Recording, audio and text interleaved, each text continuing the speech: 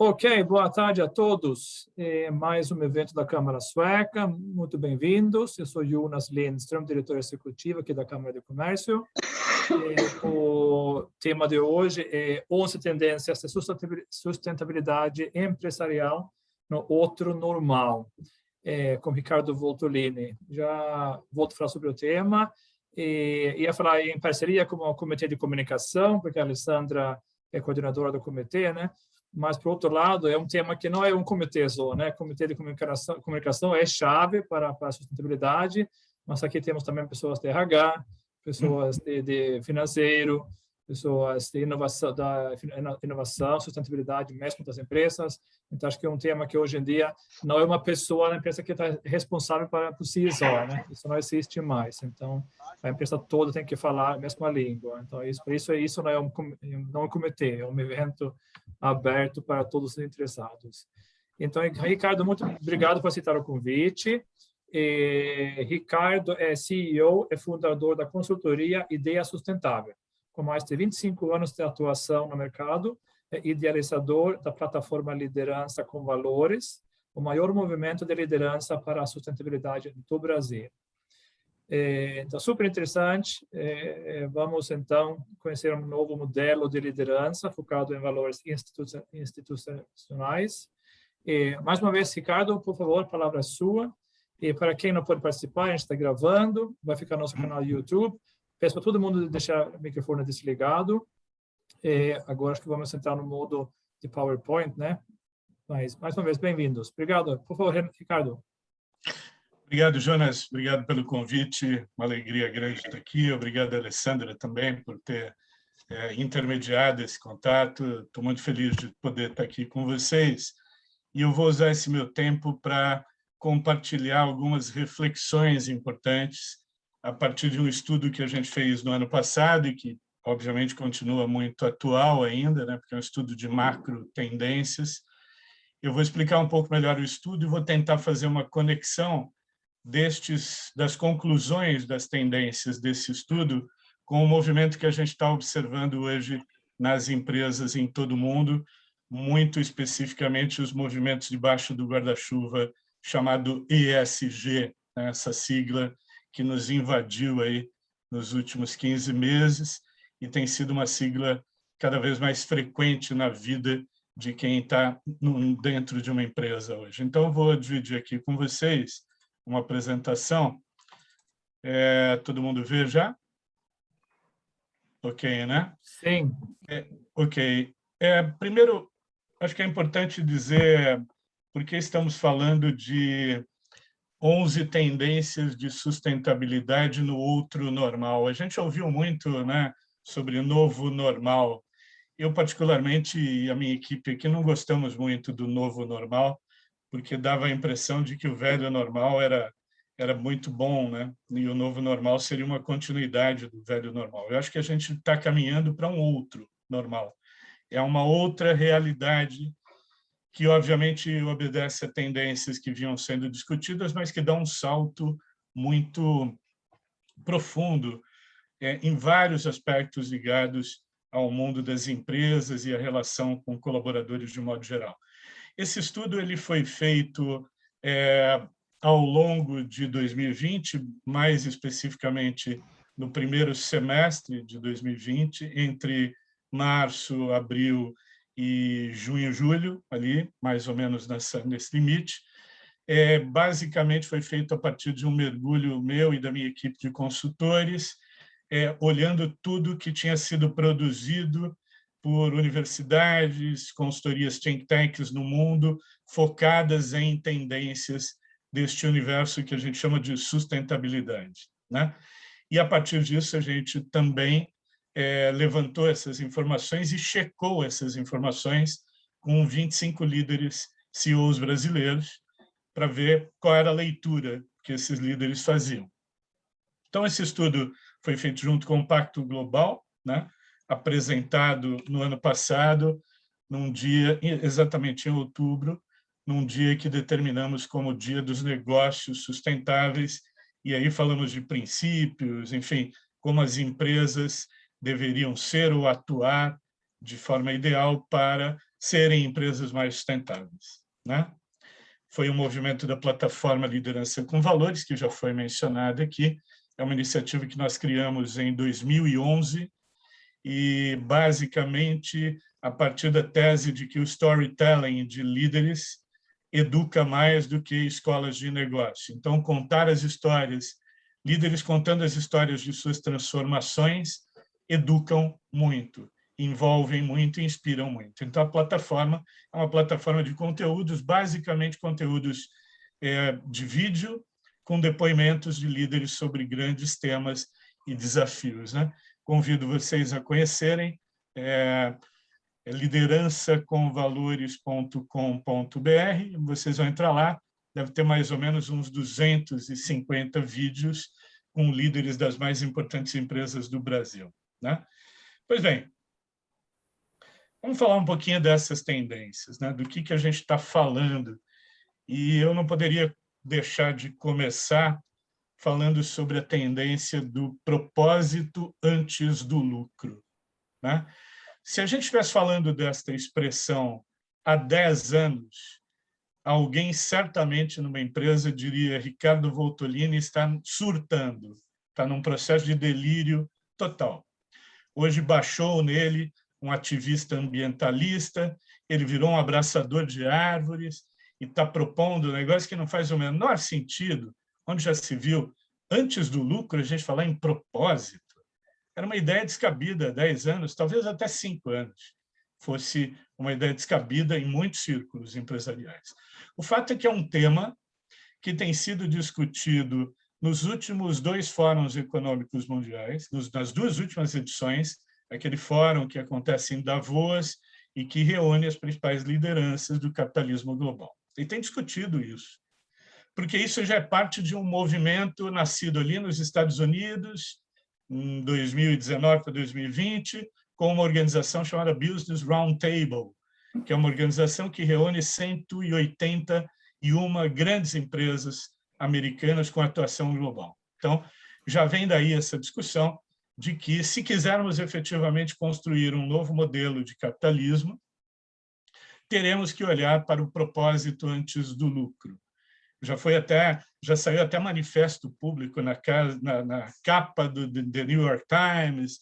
Então, isso já é um movimento conhecido mundo afora, e, ao ser discutido no âmbito do Fórum Econômico Mundial, trouxe temas interessantes, como, por exemplo, o capitalismo de stakeholders, que é uma oposição ao capitalismo do business as usual, que é o capitalismo de shareholder.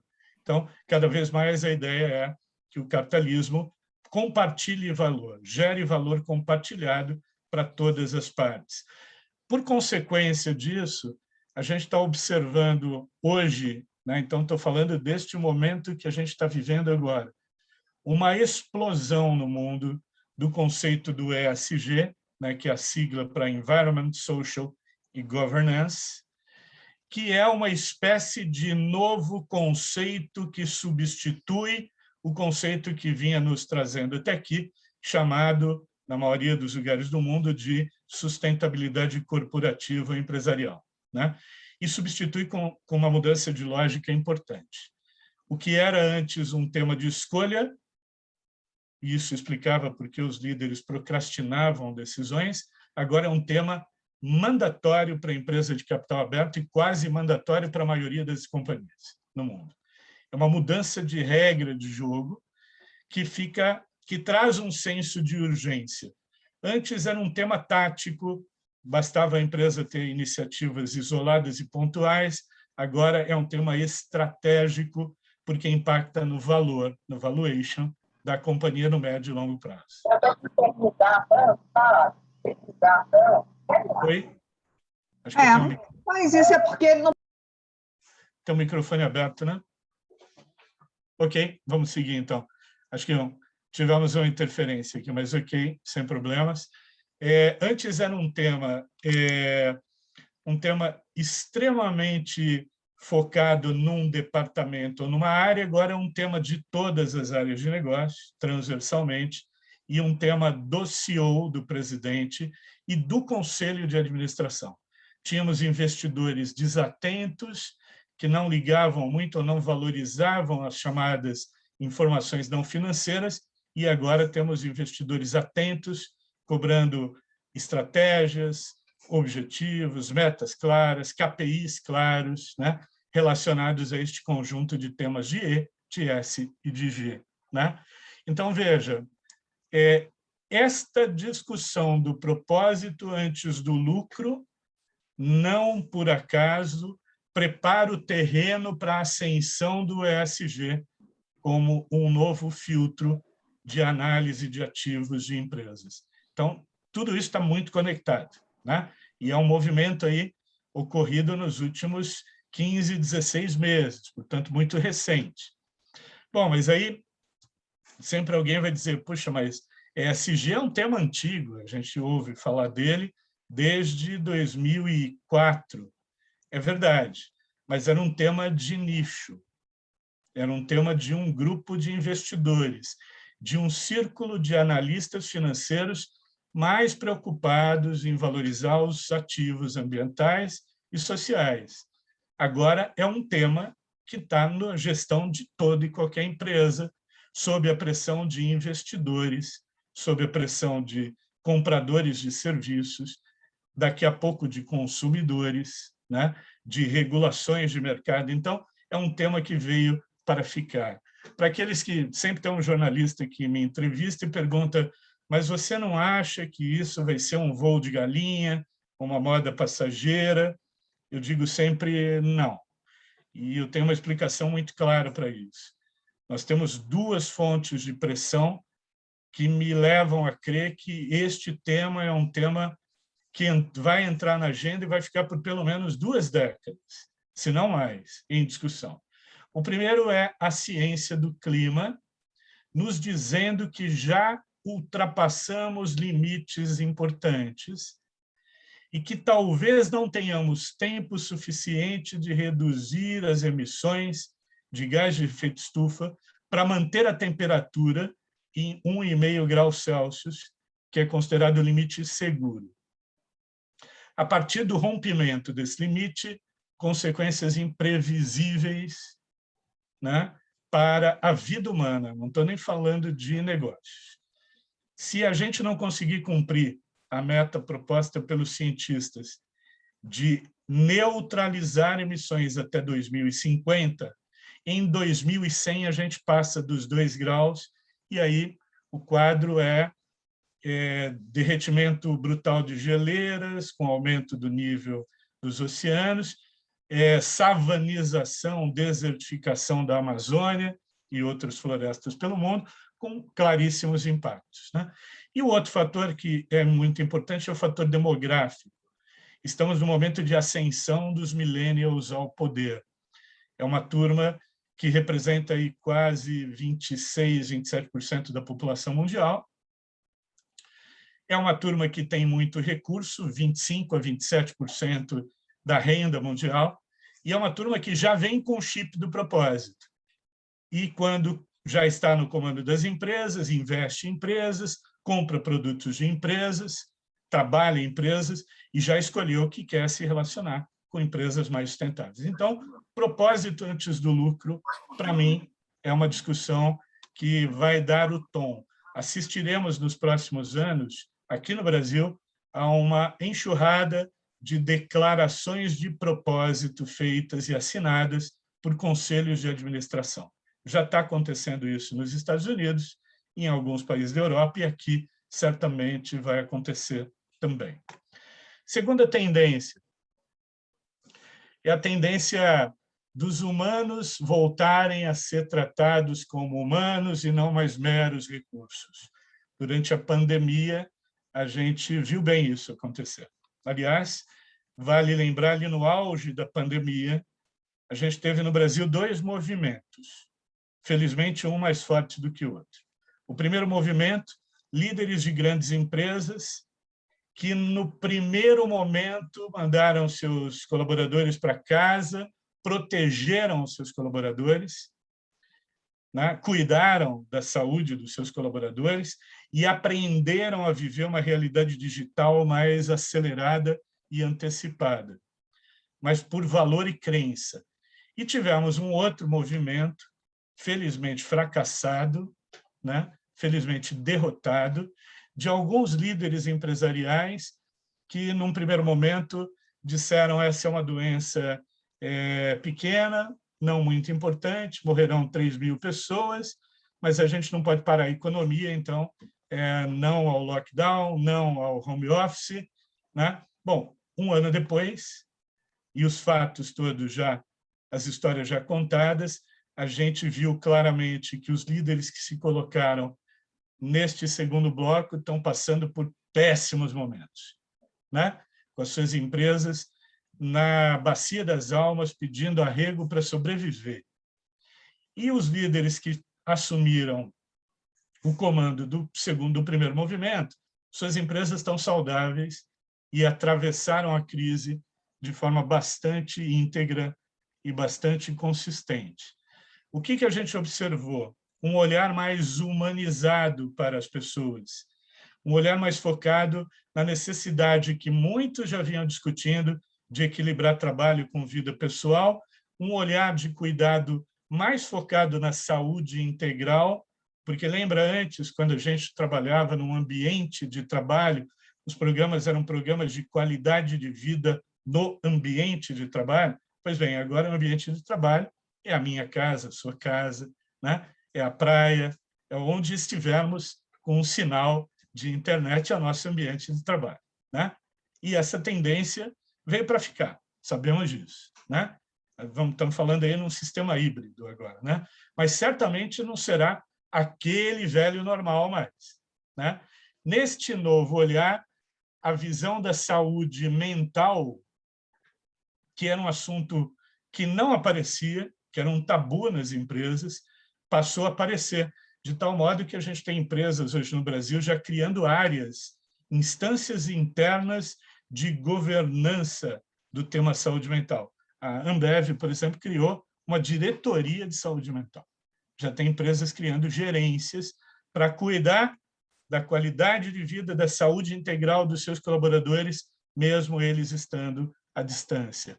Um outro tema que ganhou muita tração, que já vinha sendo discutido, mas ganhou força, é o da diversidade e inclusão. E neste novo olhar de ESG, cada vez mais ele passa a ser um tema estratégico para companhias.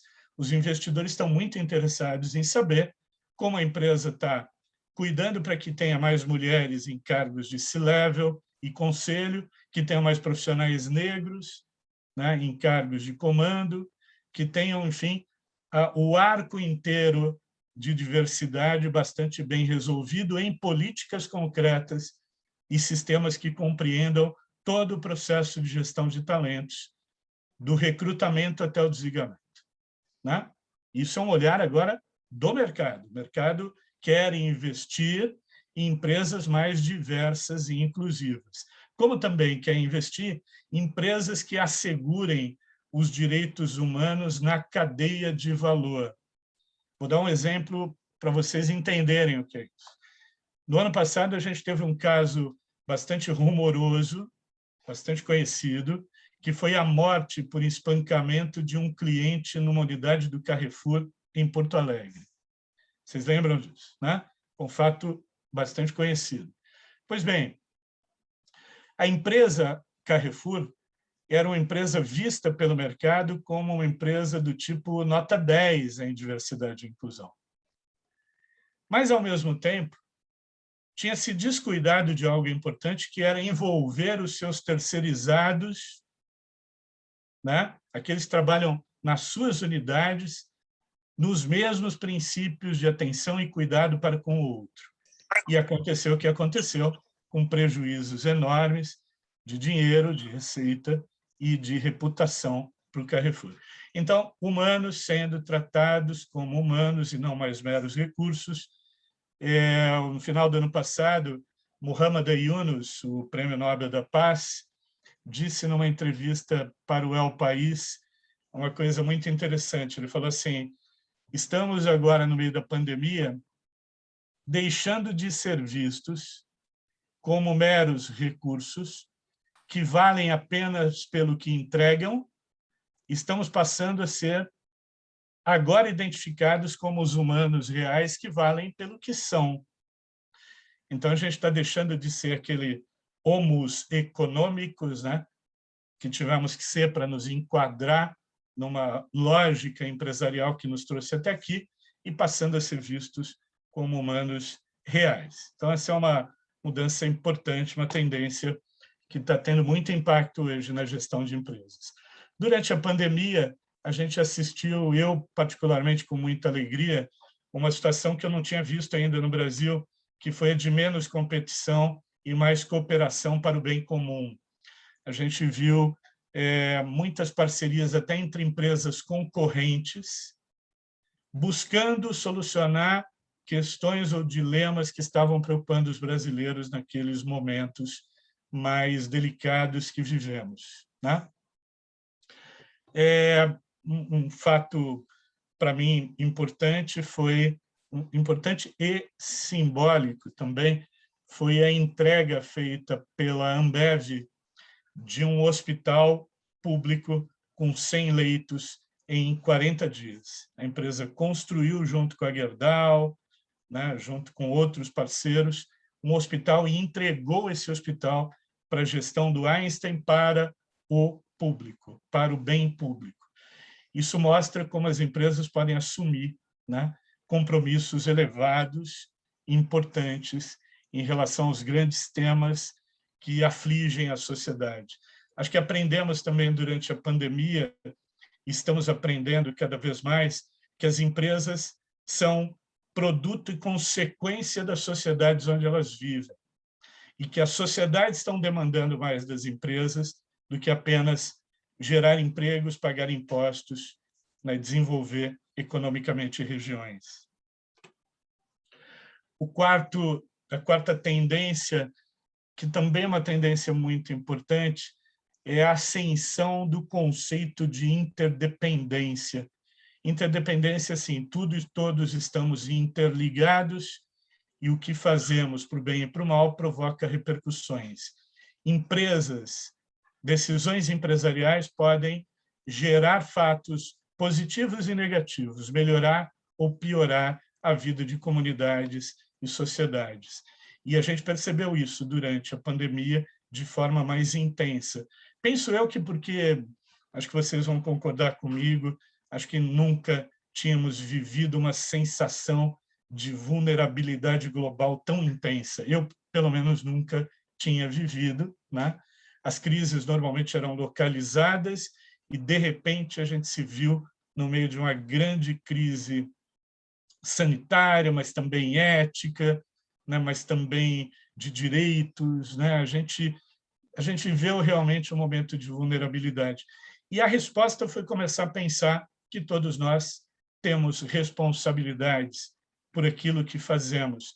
Temos responsabilidades quando compramos um produto, por exemplo, sem observar se aquele produto é um produto que, por exemplo, está lá na sua origem desmatando a Amazônia. E esse é um olhar já bem millennial, que vai ganhar muita força nos próximos tempos. Então, a gente viu, por conta da ascensão deste conceito de interdependência, que é um conceito muito clássico de sustentabilidade, um aumento dos níveis de consumo consciente mundo afora, um ativismo de stakeholder maior e, principalmente, um olhar mais empático para as cadeias de valor, observando se elas são mais ou menos sustentáveis, né?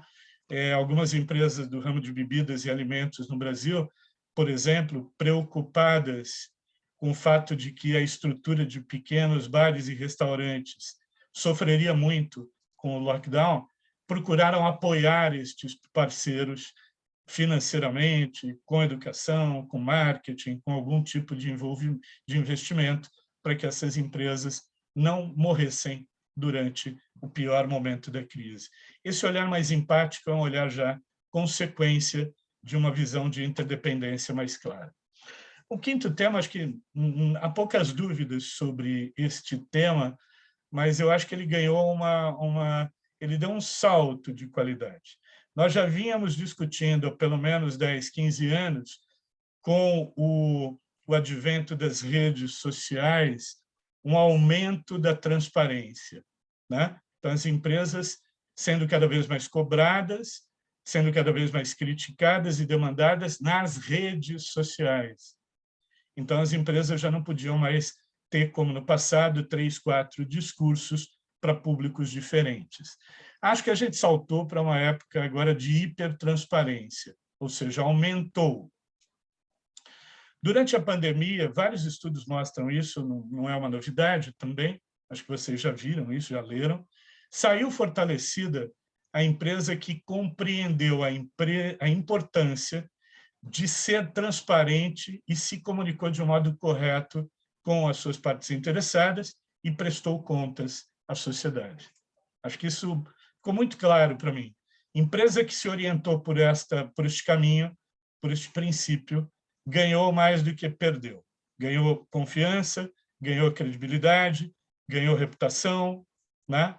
Formou vínculos mais estreitos com seus públicos, num tempo de tanta desconfiança, de tanta dor, de tanta insegurança quanto ao futuro, né? E a gente viu também crescer temas que vão ganhar muita força nos próximos anos, como temas como o ativismo empresarial, empresas defendendo causas de interesse público, empresas e líderes, né? A gente viu os reportes, de um modo geral, os relatórios de ESG, sustentabilidade, crescerem em nível de importância.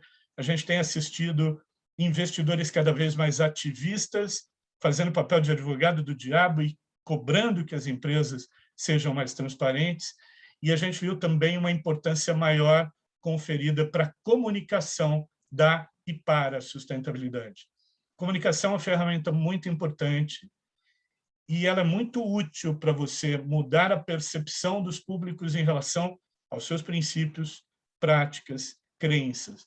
Mas ela precisa estar baseada e orientada por verdade, evidência, coerência. E acho que tudo isso ficou muito claro durante a pandemia. As empresas mais verdadeiras, mais genuínas nas suas atitudes foram melhor percebidas do que as que não foram tanto, né? Então, hipertransparência veio para ficar, entendamos isso como parte de uma mudança importante na regra do jogo que nos afeta, mas principalmente nos induz, nos convida a ser melhores, né? Mais justos, mais honestos, mais transparentes na prestação de contas. Sexta tendência, a gente está vendo também um tema de impacto das empresas nas comunidades, é um tema antigo, não é um tema novo. Com a pandemia, a gente observou as empresas mais preocupadas, e isso é bom, em fazer o seu investimento social de modo a atingir ou solucionar questões importantes de fundo para a sociedade brasileira, que tem a ver com a enorme desigualdade que vivemos neste país ainda. E acho que um dos investimentos mais notórios, vocês vão lembrar disso também, foi o investimento feito pelo Itaú de mais de R$1 bilhão num programa chamado Todos pela Saúde. Bom, sobre o programa, não gostaria de entrar em detalhes aqui, é um programa muito bem sucedido e está aí atuando bastante bem, mas eu queria lembrar um dado importante. Segundo a Associação Brasileira de Captadores de Recursos, nós, ao longo de 2020, tivemos no Brasil um investimento social privado, investimento feito por pessoas físicas e líderes empresariais, recorde em toda a história de investimento social no Brasil. Chegou a 6,5 bilhões de reais. A média do investimento social privado no Brasil era de 3 bilhões ano, via institutos, fundações e departamentos de responsabilidade social. Ou seja, dobramos, né? Ou seja, havia recurso, porque senão não dobraríamos, né? Então, recurso há. Agora me parece haver mais vontade política de olhar para como as empresas podem contribuir para a solução dos dilemas socioambientais que vivemos neste país. E acho isso muito bom. A gente tem visto aí um investimento em causas sociais estruturantes crescer nas empresas no pós-pandemia, se é que a gente pode chamar de pós-pandemia, ainda estamos no meio dela, né? Ou talvez no final, mas já é um dado relativamente novo e importante para a gente pensar que mudamos a página, mudamos o capítulo. Outro assunto relevante, que é a tendência de número 7. Até então, a gente vinha falando muito em zerar impactos socioambientais, ou seja, empresas trabalhando para eliminar impactos na atmosfera, via emissões de gás de efeito estufa, na água, via reutilização de água, na energia, substituindo fontes de energia fóssil por renováveis, na gestão de resíduos, né? Tentando fazer economia circular, diminuir resíduos, desmaterializar. Ótimo. Tudo isso continua em curso. E, aliás, agora com um senso de urgência maior por conta do chamado ESG, né? Que está realmente acelerando essas agendas e preocupações.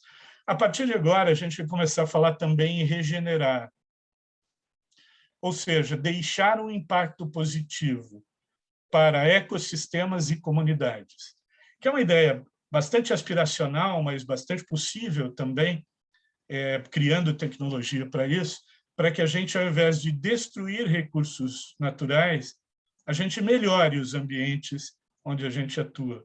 Ao invés de a gente destruir vocações socioeconômicas regionais, a gente fortaleça essas vocações.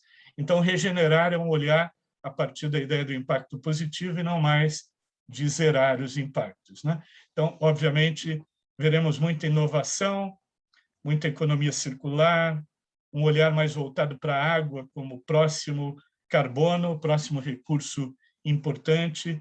A gente já está vendo experiências no Brasil de agricultura digital, reduzindo o volume de água, melhorando o cultivo do solo, né? Emitindo menos gás de efeito estufa. A gente vai ver muita inteligência artificial de um modo mais forte e amplo atuando. Então, são muitos os temas que vão nascer, estão nascendo, a partir deste novo olhar, que é o olhar regenerativo.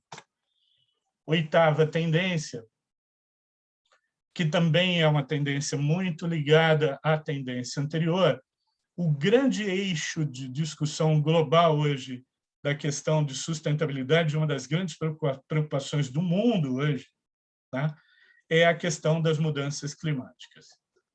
Então, assim, ou a gente trabalha para mudar o nosso jeito de produzir e consumir, ou a gente vai colocar em risco a própria existência humana na Terra. E aí, consequências difíceis de imaginar, né? Mas certamente o planeta vai seguir bastante bem sem a espécie humana aqui, né? E as demais espécies. Mas, enfim, vai seguir, né?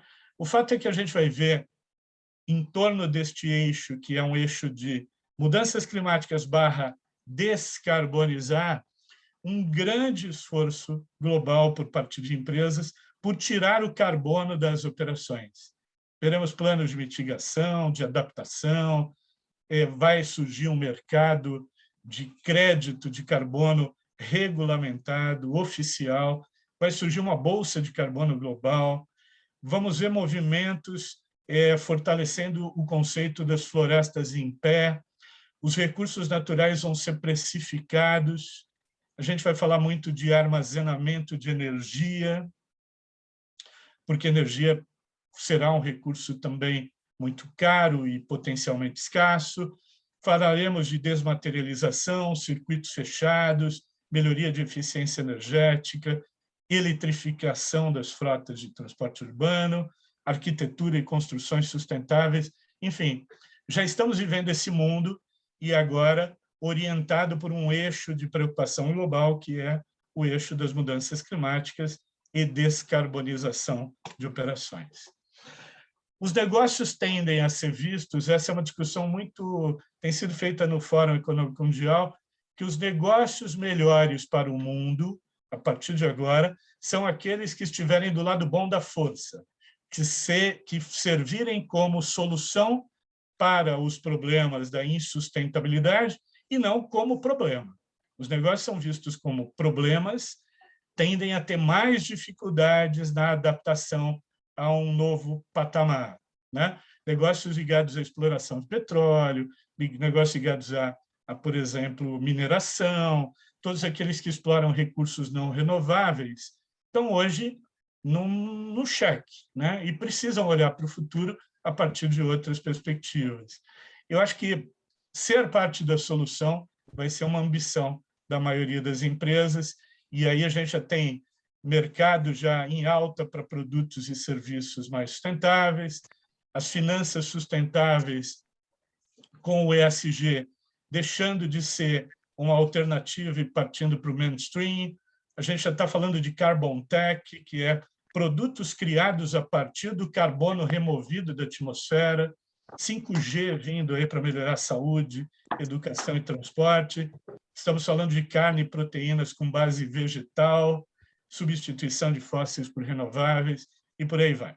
Empresas terão que fazer um esforço grande para se adaptar a uma nova realidade em que ou serão solução ou tenderão a desaparecer, a se tornarem irrelevantes. Já falei desse tema quando falei da hipertransparência, mas é importante, toda empresa se preocupa muito com o trabalho reputacional, com como os diferentes públicos percebem a empresa, e, a partir de agora, a reputação vai estar muito baseada em temas de ESG, né? Então, importante, empresas que não cuidarem bem do E, das questões ambientais, das questões sociais e as de governança, especialmente ética, transparência, terão problemas nos próximos tempos com a questão reputacional. A reputação será muito mobilizada a partir da percepção que os públicos têm de como a empresa ou as empresas estão equacionando os seus riscos de E, de ESG, e estão oferecendo respostas concretas para esses temas. E, por fim, não quer dizer que seja menos importante, quer dizer que encerra a nossa palestra aqui. A gente está notando agora, também já é um movimento bem conhecido internacionalmente, no Brasil nem tanto, mas que já está sendo discutido também no Fórum Econômico Mundial, em algumas escolas de negócios mundo afora, que é a ascensão de um novo tipo de liderança. Esse novo tipo de liderança será a liderança que fará a transição de uma economia de business as usual para uma economia de baixo carbono e menos desigual. Este líder guardará todas as competências técnicas dos melhores líderes do business as usual. A sua diferença será um conjunto de novas competências atitudinais, que a gente poderia sintetizar nas seguintes ideias. São líderes mais empáticos, líderes mais voltados para o humano, que praticam mais a escuta, e é uma escuta afetiva, não é uma escuta racional, líderes mais abertos ao diálogo, à cooperação, às relações horizontais.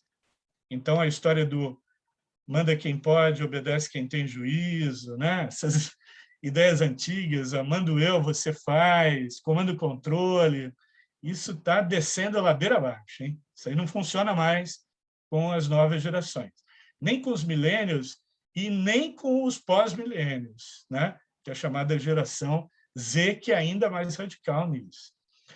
Esses líderes vão cultuar muito a ética do cuidar do outro, cuidar do meio ambiente, dentro e fora da empresa, vão ser mais transparentes, mais respeitosos em relação à diversidade e à inclusão, e vão praticar aquilo que eu chamo de ecocentrismo, que é uma oposição ao egocentrismo. Então, líderes mais ecocêntricos são líderes mais preocupados em serem melhores para o mundo.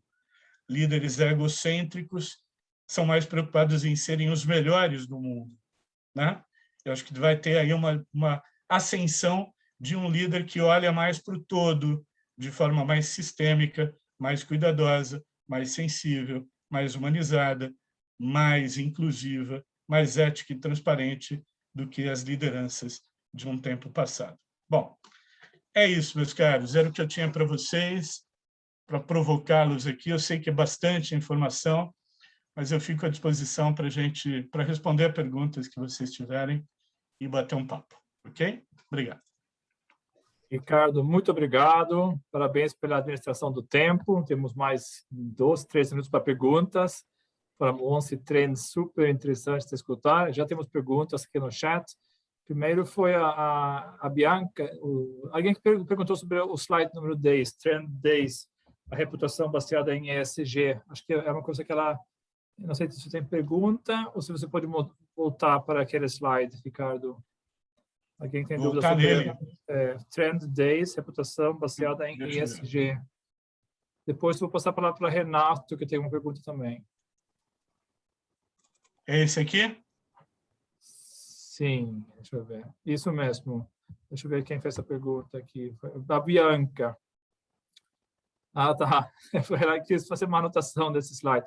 A notícia boa para quem está assistindo é que a gente está gravando. Essa apresentação vai estar no nosso canal do YouTube depois, com todos os slides, claro. Renato Pacheco, por favor, sua pergunta. Obrigado, Jonas. Parabéns, Ricardo. Excelente exposição, completa, profunda e muito interessante também.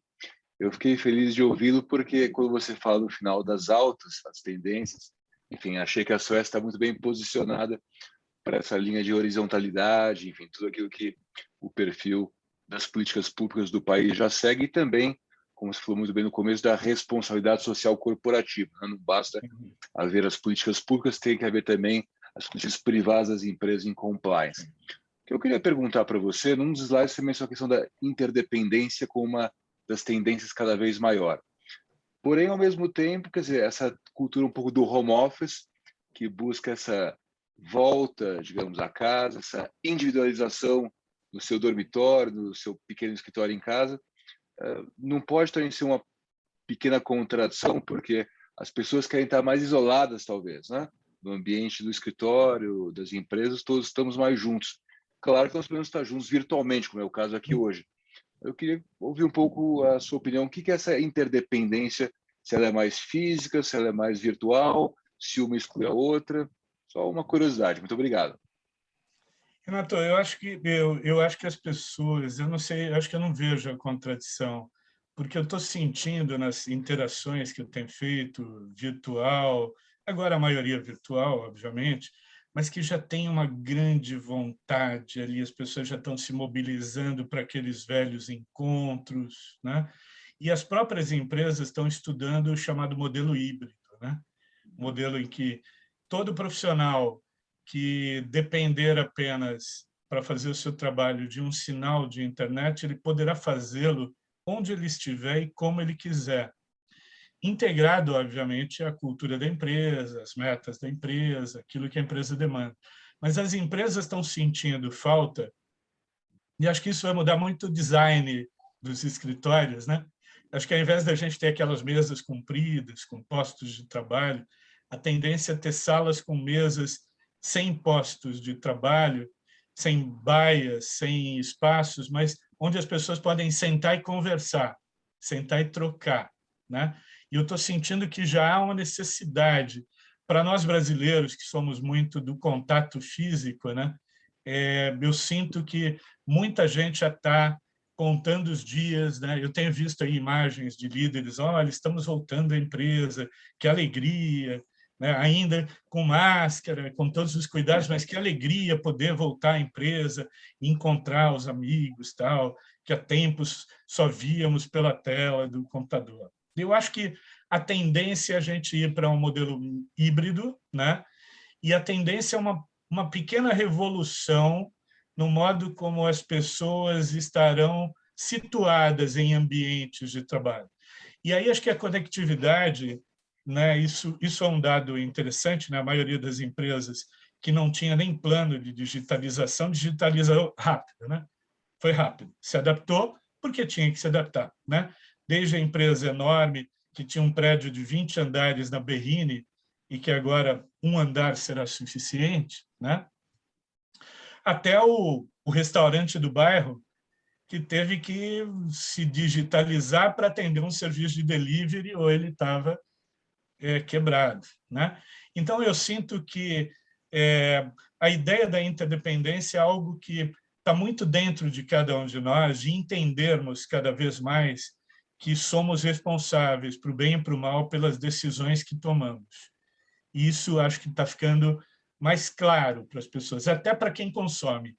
Eu vejo hoje, às vezes a gente sai para jantar aqui com família e eu vejo a garotada aí da geração Z espantada com o fato de que eu, por exemplo, ainda como carne vermelha, né? E outro dia eu fui repreendido por um menino de 15 anos, um sobrinho, dizendo: mas tio, como que um consultor em sustentabilidade pode comer carne vermelha? E aí me dando uma aula de todo o impacto que a produção de carne vermelha, de proteína animal, causa, né, para o planeta. O menino já sabia até volume de emissões de gás de efeito estufa. Então, nós estamos vivendo um tempo que as coisas vão mudando e essas gerações elas vão começando a interferir, a mudar. E é bom, a gente vai mudando. Se for uma mudança para melhor, por que não, né? Mas eu acho que a gente está vivendo um tempo, Renato, muito interessante, que eu estou muito feliz de poder vivê-lo, assim, intensamente. Eu cheguei a pensar lá atrás que eu não viveria para ver isso que está acontecendo agora. Estamos aqui. Muito obrigado, Ricardo. Obrigado pela Obrigado, resposta. Renato. Uma pergunta da Cristiane. Sendo tendências, em quanto tempo você acredita que essas tendências irão se materializar? Eu acho que já estão se materializando, né? Você veja, o estudo foi feito em outubro do ano passado, de lá para cá, cada uma dessas tendências aqui só ganhou aceleração. Eu acho que elas já estão se materializando. E eu acho que, pensando do ponto de vista empresarial, a ascensão do conceito de ESG criou um senso de urgência para essa agenda que não tinha. Não tinha. Agora tem, né? Esse senso de urgência, assim, é a pressão para o bem e para o mal, né? Então, pressão também, tem muita empresa aí se sentindo pressionada por investidor, por empresa que contrata serviços, a ter políticas de ESG, o que significa mudar mais rapidamente. Não dá mais para procrastinar decisões. Então, eu diria, sem medo de errar, que essas 11 tendências estão acontecendo agora. Evidentemente que algumas ainda, por exemplo, surgimento de um novo tipo de liderança. Estamos falando de um movimento novo, né? Ele está no início de uma curva. Ainda teremos muitas mudanças nos próximos anos, né? Mas veja, quando eu fiz essa pesquisa em outubro do ano passado, o hidrogênio verde era uma alternativa ainda distante. Hidrogênio verde já é uma alternativa muito próxima. Em um ano, ou menos de um ano, né? Então, a gente falava muito pouco há um ano de carro elétrico no Brasil. Ontem, uma das montadoras que está fabricando elétricos já me ligou oferecendo um. Né? Então, a Volvo nem vende mais carro de gasolina só no Brasil. Não existe. Não vende mais. Não vende mais. Pois é, a Volvo já identificou essa tendência do fim dos motores a combustão. Sim. Ponto. Sim. Então, assim, as coisas estão se mobilizando e movimentando de modo muito rápido, de tal maneira que eu tenho sugerido aos meus clientes serem muito preventivos e analisar muito claramente os riscos de E, de S e de G para não serem atropelados na próxima curva, lá na esquina. E esse atropelamento pode não demorar muito. Né? Obrigado, Ricardo. Temos uma pergunta da Karen da Astura Enso. Vou pedir para ela mesma fazer a pergunta. Por favor, Karen.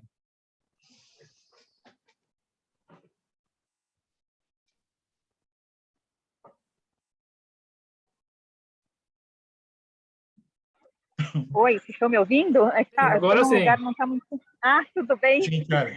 Tudo bom? Então, a minha pergunta, não sei nem se eu consegui elaborar ela de uma forma boa, porque às vezes eu acho que a gente está numa bolha, né? A gente trabalha com isso, a gente trabalha em empresas que trabalham com isso, e a gente acaba entendendo do assunto, mas eu vejo aqui no Brasil, principalmente, a maioria das pessoas, a gente está falando em criar novos líderes que entendam dessas relações, inter-relações, todos esses temas. Será que a gente não está um pouco distante? Como a gente pode fazer para integrar esses assuntos, esses temas para as nossas crianças? Além das, lógico, as minhas, as de vocês, a gente conversa e fala, mas no geral, né, a população geral, qual seria uma dica? Como que a gente pode fazer isso? Bom, Karen, eu acho que você tem razão na sua análise. A gente está falando, quando eu estou falando de ESG, eu estou falando de uma realidade de empresas, né? Então, não estou falando da realidade de um país, né? Estou falando de um segmento que costuma quase sempre tomar a dianteira das grandes discussões, e as de sustentabilidade foram assim, as empresas sempre tomaram a dianteira no Brasil. É importante a gente fazer uma consideração. Os temas ambientais nunca foram temas importantes para um projeto de nação no Brasil. Nunca. E não estou falando só do governo atual, falando dos últimos 20 e poucos anos de democracia, nunca foram temas importantes, né? Ou seja, a gente não tem tido, infelizmente, projetos de nação, a gente tem tido projetos de poder nos últimos anos. Eu digo isso porque se a gente tivesse como vetor estes grandes temas do guarda-chuva de ESG na escola básica, por exemplo, né, fosse uma política pública de educação, certamente a gente já teria caminhado mais. Já teria caminhado mais também no sentido de criar normas, regulações que acelerassem, estimulassem a mudança de cenários. Tudo isso está acontecendo. A tendência agora é acelerar, mas ainda menos por conta dos projetos de governo, olhando para a perspectiva de um projeto de nação, como é muito comum na Europa, por exemplo, né? Que os temas ali já estão colocados no cenário há 30, 40 anos. Né? Aqui não. Eu acho que, claro, que se a gente tivesse um cenário mais favorável, as coisas avançariam melhor. Eu sou muito otimista em relação a este novo perfil de liderança. Eu acho que, naturalmente, eu estou acompanhando como alguém que está participando de grupos de trainees, de circuitos, que tem esses novos líderes surgindo. Eu estou acompanhando com muita atenção como os millennials estão passando a ocupar espaços de poder nas organizações e como eles já vêm com um perfil de liderança muito orientado para essas questões atitudinais que eu coloquei aqui. Discussões como diversidade, que podem parecer discussões difíceis para uma turma formada no século passado, uma turma mais de 50, 60 anos, para essa geração é uma realidade. Eles não conseguem mais pensar de um jeito que não seja diverso. Eles não conseguem mais trabalhar em empresas que não agem assim, empresas que não são solidárias, que não são cuidadosas. Então, sou muito otimista de que essa liderança vai ocupando espaço naturalmente nas empresas. E isso é a transição geracional que vai, por si, ser um movimento importante. Mas, é claro, eu gostaria de ver no Brasil experiências que eu já vi em outros países do mundo que fortalecem este cenário de estímulos e incentivos para que jovens, crianças e jovens nas escolas, líderes políticos nos governos de nível municipal, estadual e federal passem a olhar este tema com o cuidado que ele deveria ter. Eu acho, concordo com a tua avaliação, Karen, mas, ao mesmo tempo, eu acho que a gente está encaminhando essa discussão e o movimento natural, esse movimento geracional natural vai nos empurrar para um estágio melhor do que aquele que já temos. Ou como a Juliana está falando aqui no chat, né? Queremos deixar filhos melhores para o mundo e um mundo melhor para os nossos filhos. Acho que bem e isso. Essa é né? uma boa frase, uma boa frase. Eu gosto dela também. Eu acho que é isso aí. É isso aí. Bom. Ricardo, sobre a tendência 6, investimento social privado, estratégico, você falou, né? E eu vejo isso como uma tendência que menos doação, né? Menos caridade. As empresas, eu também recebo bastante pedidos. Manda para as empresas suecas um pedido dessa uma doação para essa ONG, esse projeto. Pode ser super profissional, super bonito, bem feito, mas a empresa às vezes nem abre esse pedido, né? Porque realmente está fora da estratégia. Alguém pode falar, que pena, tá? Não é mais, não tem mais improvisação. Realmente não tem, né? Isso é bom, né? Isso é bom, porque fica mais eficiente. Sim. As empresas estão dando mais, mas realmente está saindo dessa curva de doação, não é isso? Você concorda comigo? É exatamente isso, eu acho que é isso. Esse é um movimento que ele já vinha acontecendo antes da pandemia, tá? O que aconteceu agora? Agora essa tendência vai se acelerar porque as empresas estão cada vez mais preocupadas em que este investimento social privado seja estratégico, conectado com o seu próprio negócio. Então, vou dar exemplos aqui. Instituto Lojas Renner, o Instituto CIA, mudaram suas missões nos últimos tempos. Saíram de um campo de atuação mais genérico e passaram a atuar, por exemplo, minimizando externalidades na cadeia de valor dos seus negócios. E eu acho ótimo isso. Eu acho ótimo, porque ali tem também desigualdade, ali também tem ações para serem feitas, né? Quando eu fortaleço a agricultura sustentável, estou favorecendo comunidades que podem ser fornecedoras desse serviço e ganharem dignidade, ao invés de ficar pedindo dinheiro em pires, né? A gente tem um histórico no Brasil, quem tá em empresa sabe bem disso, e ainda existe isso, né? De organizações da sociedade civil que vêm pedir com pires na mão, né? Eu acho que, ok, a gente até pode dar pelo arrobo de querer ou tentar ajudar, mas eu acho que a contribuição pode ser mais interessante se ela for mais estratégica no sentido de trazer resultados mais concretos para redução e eliminação de desigualdades, né? Então, a gente vai... Quando eu coloquei estratégico, eu quis exatamente dizer que isso vai se tornar cada vez uma estratégia de atuação para empresas, dentro de um tema que é o tema dos impactos nas comunidades. Super legal. E não sei se o João está aqui ainda, da Electrolux, se ele queria compartilhar. Está aí, João, por favor. O último comentário do João, depois a gente vai encerrar com foto. Por favor, João. Obrigado, Tá, João. Ricardo, um grande amigo de longa data. Tudo bem, João? Tudo bem, você?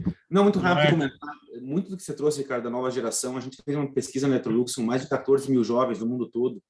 Eu até coloquei um dado que é interessante, que os jovens realmente acreditam que eles mesmos vão ser os protagonistas da mudança que é necessária no mundo. Isso é muito interessante, que eles vêm já com uma responsabilidade deles.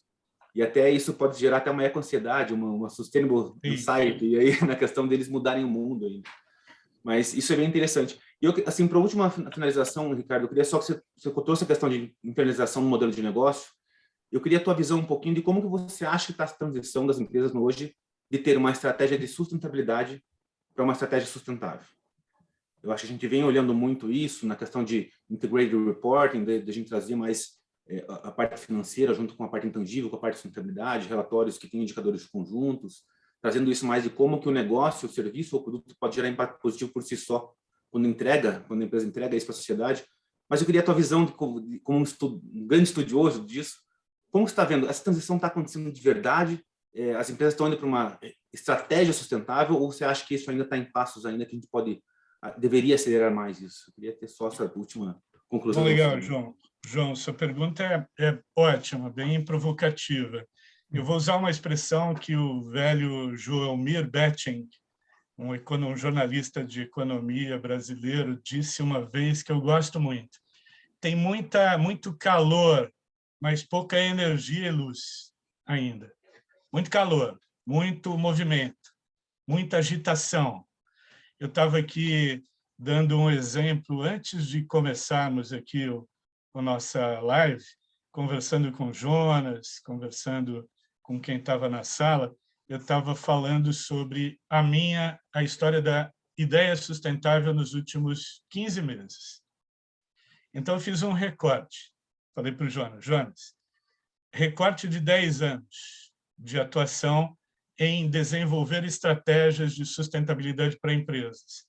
Os últimos 15 meses, João, e todos vocês, a gente fez 4 vezes mais estratégias de ESG do que em 10 anos. Então, explica o calor, né? Tem calor. O calor é movimentado, obviamente, né? Não estou imaginando aqui que 100% das empresas que nos procuram fazem isso por absoluta convicção, porque hoje o seu CEO acordou de manhã, conversando com seus filhos, abriu a porta, olhou para o horizonte, mirou o futuro e disse: quero, ou a partir de hoje serei um homem melhor e vou capitanear uma empresa mais sustentável. Não é bem assim, né, João? A gente sabe disso. Tem pressão aí, né? Eu costumo dizer que quem tinha que fazer por convicção, isso falando de empresas com mais de 30, 40 anos, né? Não estou falando das novas constituídas agora. Mas as mais antigas que tinham que fazer por convicção já fizeram, porque a gente está discutindo isso há 20 anos, no Brasil, pelo menos, então não há uma discussão tão nova assim. Agora, são as empresas que estão sendo pressionadas por investidores, por consumidores, por contratantes de serviço. Empresas grandes estão cobrando dos seus fornecedores que também tenham estratégias de E, de S e de G. E estão determinando isso como um critério de escolha, né? Ou tem, e aí eu te dou um tempo para você criar, obviamente não vou descer com uma faca no teu pescoço, mas eu quero ver o progresso das suas ações. Agora, a maioria das empresas, João, eu definiria assim 4 estágios de maturidade no tempo. Estágio que eu chamaria de vermelho, o primeiro é de indiferença total. É assim, não tem prática nenhuma de ESG ou tem uma agenda mínima, aquelas bem básicas.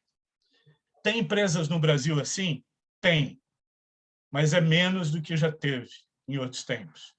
Segundo estágio, amarelo, quando o tema está na gestão, tem iniciativas, tem projetos, mas eles estão ainda dispersos.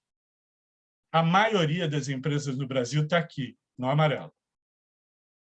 O que significa que o próximo passo para o verde, que é o de estratégia, é como entra na estratégia e muda o jeito de pensar e fazer negócios da companhia. Aí o salto não é trivial. Mas ele tem que começar por um caminho. O começo é uma boa estratégia de ESG que identifique claramente os grandes temas ligados ao negócio, aqueles que podem representar mais risco operacional e financeiro no médio e longo prazo, ou que pode também, no outro lado da moeda, representar mais oportunidades de crescimento e desenvolvimento. Esse estágio aqui, o salto do vermelho para o verde, é mais complexo, mais demorado e não é trivial. E, basicamente, precisa ser top-down.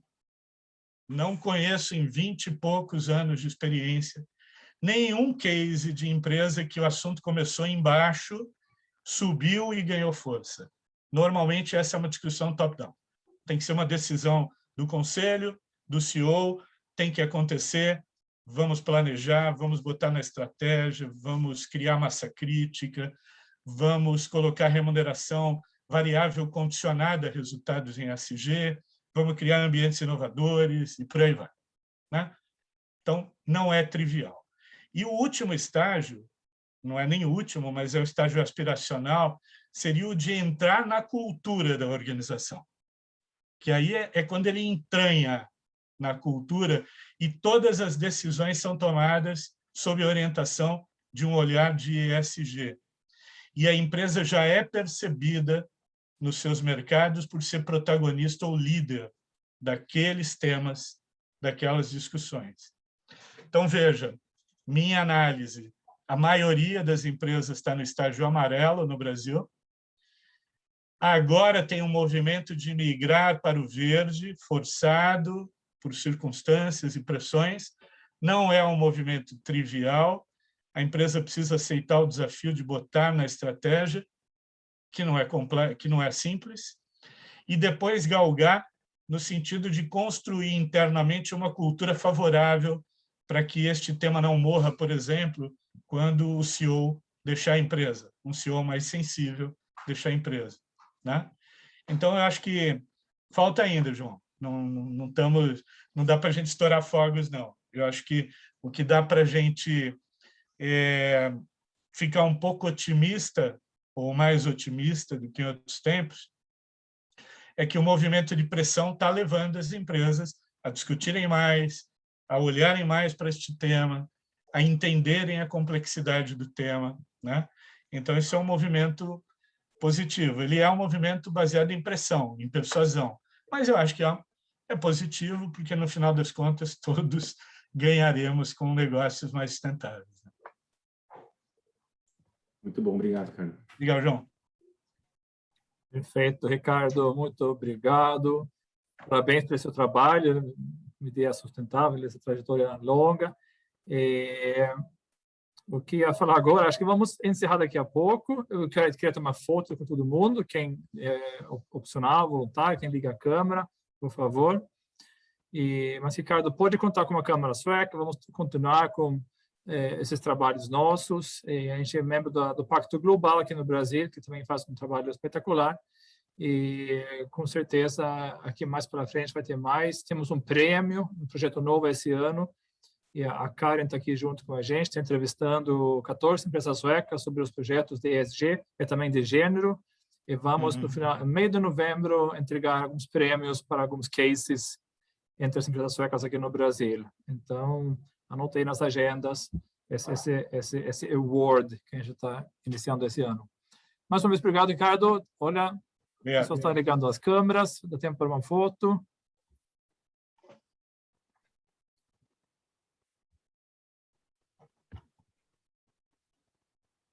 Acho que a Vivi da câmera já tirou também algumas. Obrigado, gente. Fiquem atentos aos próximos eventos. Obrigado pela participação. A gente vai já mandar esse vídeo para o nosso site. Por favor, divulguem, tá bom? No nosso canal do YouTube.